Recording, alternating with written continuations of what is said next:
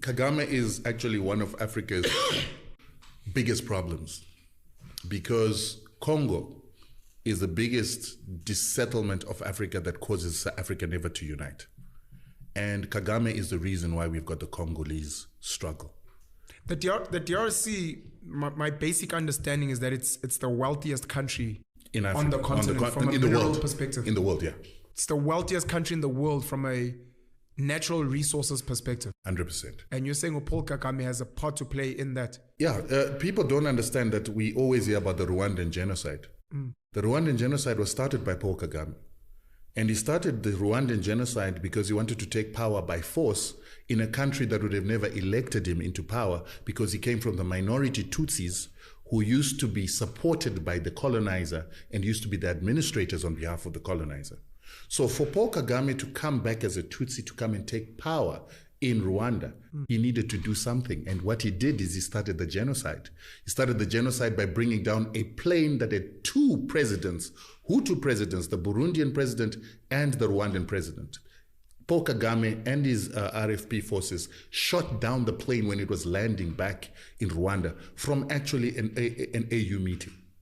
And when that plane came down, then it inflamed the Hutu people who knew that they were RFP fighters who were trying to take power by force.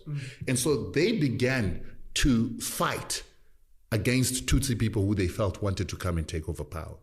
While they were doing that, Paul Kagame himself sent his forces to murder his own Tutsi people on a whole-scale level to make it look like a genocide so that he could then have his forces come into Rwanda and take over power militarily under the guise of stopping a genocide against Tutsis. These are all things that are factual. Well documented. Jeez. It is actually something that the International Court of Justice wanted to persecute him for, and then the Americans covered up for him and the French covered up for him so that it wouldn't come out. But Paul Kagame came into power by murdering his own people. Then when he did that, he then took Laurent Kabila, who was now living in Rwanda, to go and take over power from Mobutu Sese Seko. These are the leaders in the DRC. This was in the DRC. And the arrangement that he had with Mobutu is once you're in power, you need to bring some of my own people into your system. And the reason why he wanted to bring his own people into the system is that the Tutsis see themselves as a superior people to Bantus. And so they want to reinstitute something called the Mapororo Tutsi Empire that is going to rule over Central Africa and the Great Lakes. Because if you look where they came from in Uganda, Museveni is Tutsi. And he is the one who trained together with people like Paul Kagame in Tanzania together with our liberation fighters. And when they came from those liberation camps, then Museveni went and took power from Obote, and then he put people like Kagame and the Hutus and the Tutsis into his army and intelligence. They then started murdering non-Tutsis who wanted power in Uganda because they were majorities. And that's how Museveni becomes the president of Uganda as a Tutsi.